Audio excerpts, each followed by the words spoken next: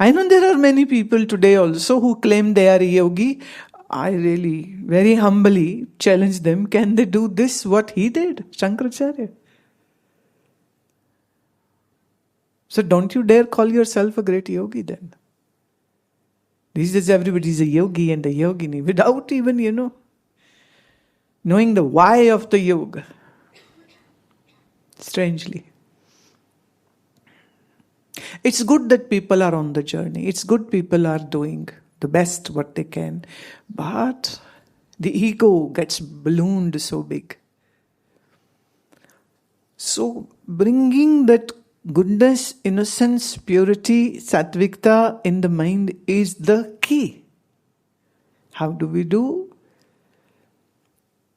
By conjoining the mantra and the mind, meaning when you are doing the mantra, the mind just dissolves itself into it.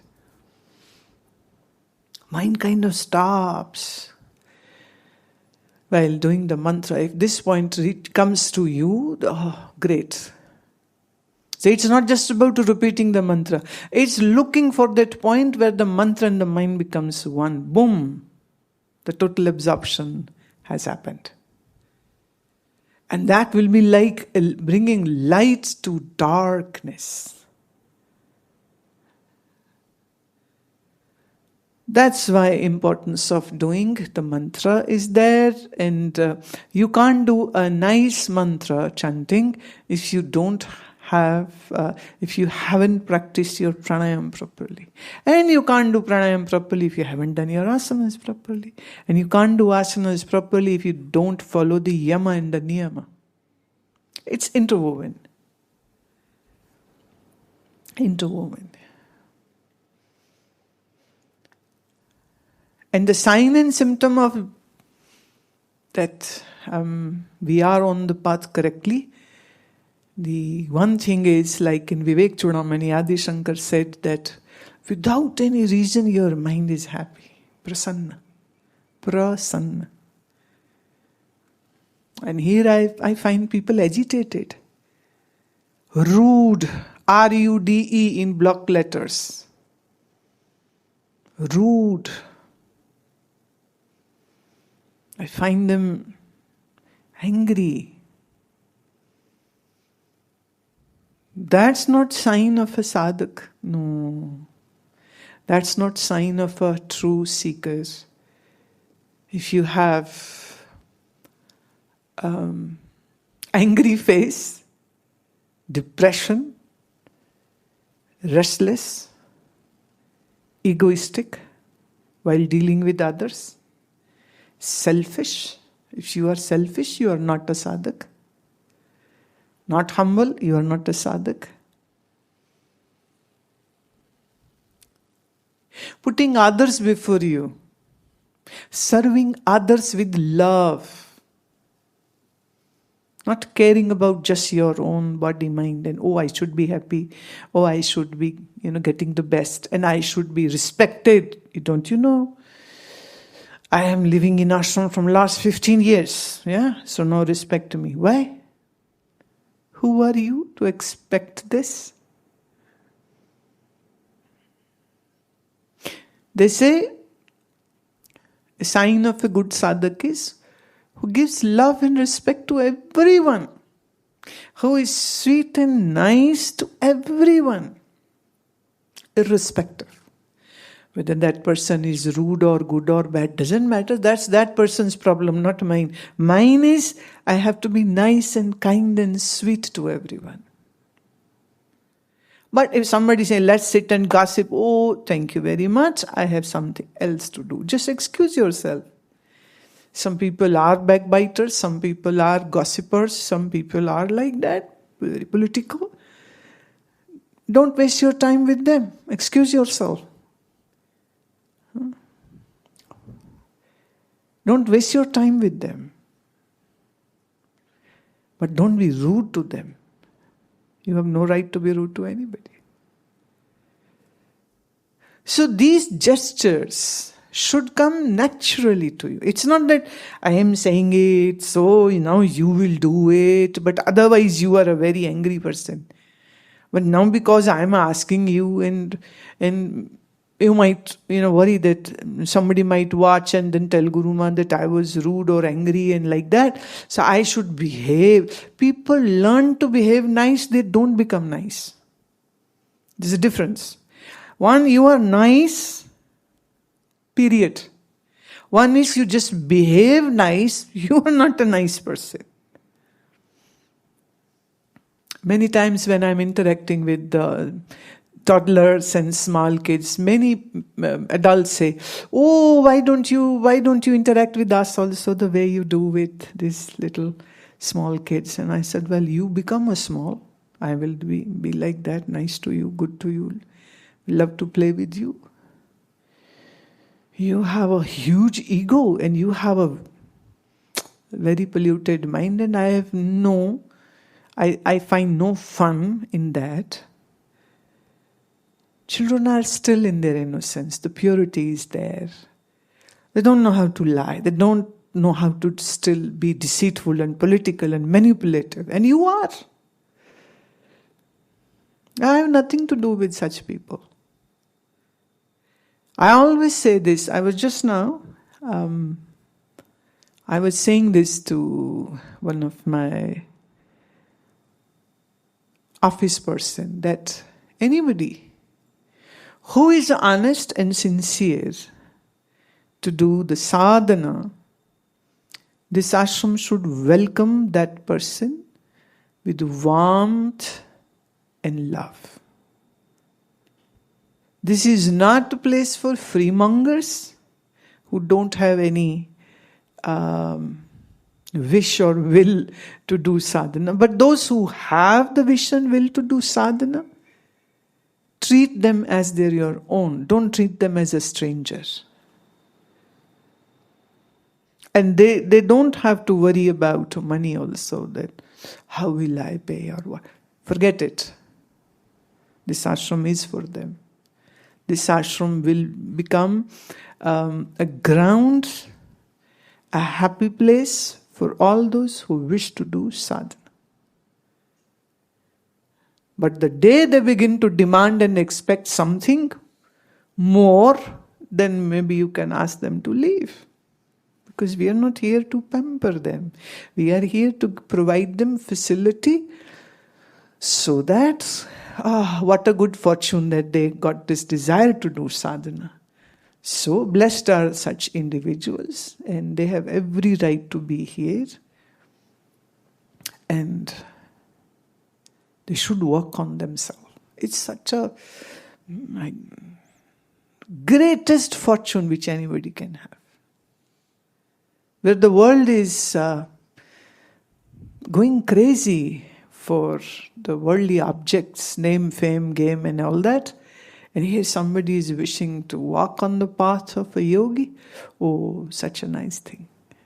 Love them, respect them. Make them comfortable.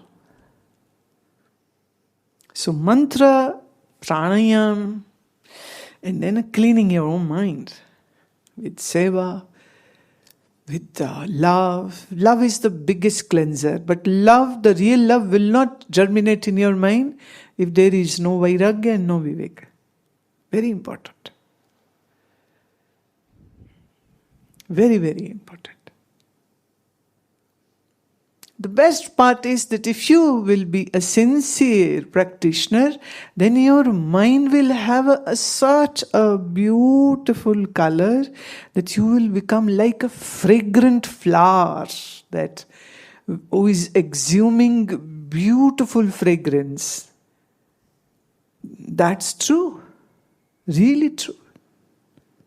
So be that person. Be like a child. Innocent, pure, giving, loving, no ego, no manipulation, no rudeness, not being proud of anything. I remember meeting an Australian sannyasi in Rishikesh.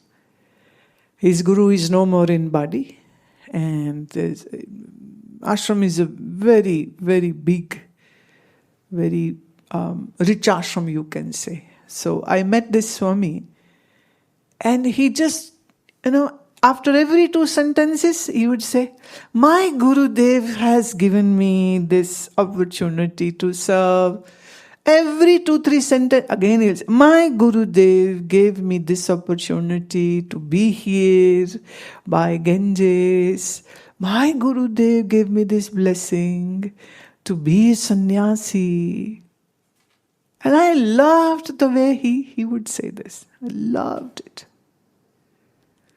His Guru is not alive, so he's not showing it off. Yeah.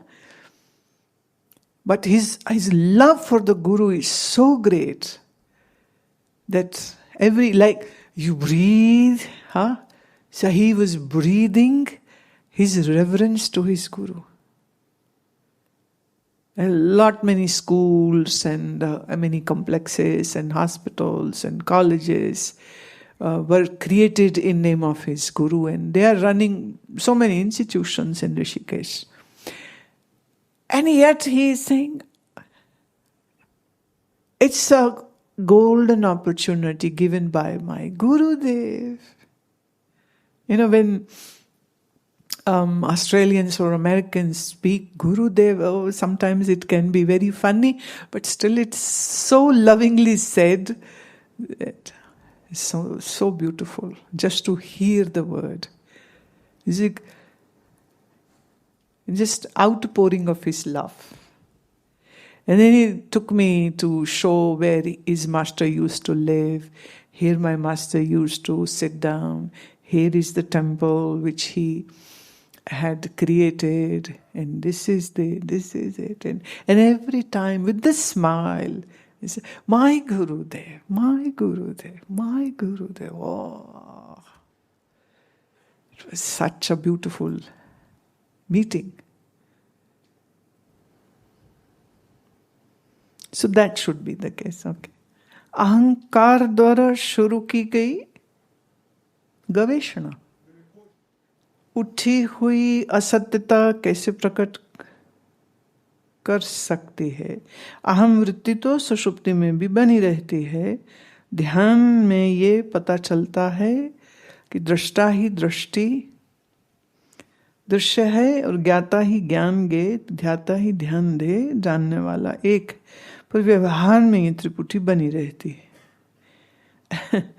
पहली बात यह है कि सुषुप्ति में अहम वृत्ति नहीं रहती है, क्योंकि जिस मन बुद्धि की वृत्ति से जानना या निश्चय होता है, वो जानना और वो निश्चय सुषुप्ति काल में नहीं होता है। वहां चित्त की और अहंकार की उपस्थिति होती है, और चूंकि वह सुषुप्ति एक ऐसा काल है जिसको हम कहते हैं साक्षी भाष्य, माने मुझ साक्षी के द्वारा ही उसको जाना जाता है, उसके लिए मन बुद्धि की तो जरूरत ही नहीं है। तो वहां वृत्ति नहीं है पर अहम है, ऐसा कह सकते हैं। वृत्ति नहीं है पर चिदाभास है, ये कहना चाहिए। दूसरा, ध्याता ध्यान ध्येय एक ही है, ज्ञाता ज्ञान गे एक ही है, ये व्यवहार में नहीं रहता। अरे व्यवहार शरीर से होगा, और शरीर में अब देखो, आप ज्ञानी जानता है मैं देह नहीं, ज्ञानी जानता है मैं इंद्रिय मन बुद्धि नहीं, पर ज्ञानी जब भोजन खाएगा तो वो मुंह में डालेगा कि कान में डाल देगा? आंख से देखना होगा। अब ये तो नहीं होगा ना कि ज्ञानी अब कहा हम तो कानों से ही देख लेंगे, ऐसा तो नहीं होगा। गुण गुणेषु वर्तन्ते, जैसा गुण जैसा इंद्रिय का स्वभाव होगा वैसा ही इंद्रिय का व्यवहार होगा। इंद्रियाणि इंद्रियार्थेषु वर्तन्त इति धारयन्, इंद्रिय का विषय से जो व्यवहार होगा, माने नेत्र का रूप का देखना, कान का शब्द को सुनना, नाक का खुशबू बदबू को देखना, जीभ का 6 रसों को भोगना, त्वचा का गर्मी सर्दी कठोर कोमल को अनुभव करना। अब ये जिसका जो रोल है वो तो वही करेगा। तो नेत्र से बाहर रूप को देखा मन ने, पर मन नेत्र और बाहर देखा रूप, तीनों ही मिथ्या है। ये बोध होने पर भी व्यवहार में तो वैसा ही व्यवहार होगा जैसा होना चाहिए। जब त्रिपुटी नहीं रहेगी तो हमारा ब्रह्मता सच होगी, ये तो अज्ञान की बात हो जाएगी। ये तो ऐसे कि कोई कहे कि सीपी दिखे ही नहीं मेरे को जिसमें मेरे को चांदी दिख रही थी। सीपी नहीं दिखनी चाहिए मेरे को, वो रस्सी भी नहीं दिखनी चाहिए जिसके वजह से सर्प की भ्रांति हुई थी। तो ये बहुत बार बहुत लोगों के ये एक धारणा बन जाती है कि संसार की अगर प्रतीति हो रही है तो इसका मतलब अभी हमें अपने स्वरूप का पूरा ज्ञान नहीं हुआ है। देखिए, जगत की आप प्रतीति हो जाए, ये जिद एक हठ योगी की हो सकती है, एक राजयोगी की हो सकती है, पर एक वेदांती की कभी नहीं होती। ये फर्क है। योगी को यह भय है कि मन में पुनः क्लिष्ट वृत्तियां फिर उठ जाएंगी। पूर्व के संस्कार और अभ्यास है ना, इस कारण से। इसलिए वो कछुए की भांति अपनी सब इंद्रियों को संकोच के मन में लीन करेगा, मन को बुद्धि में लीन करेगा, बुद्धि को आत्मा में लीन करेगा। ये योगी का प्रयास हमेशा बना रहेगा। परंतु जिसका आत्मनिश्चय हुआ है उसकी ऐसी कोई आग्रह नहीं होगी।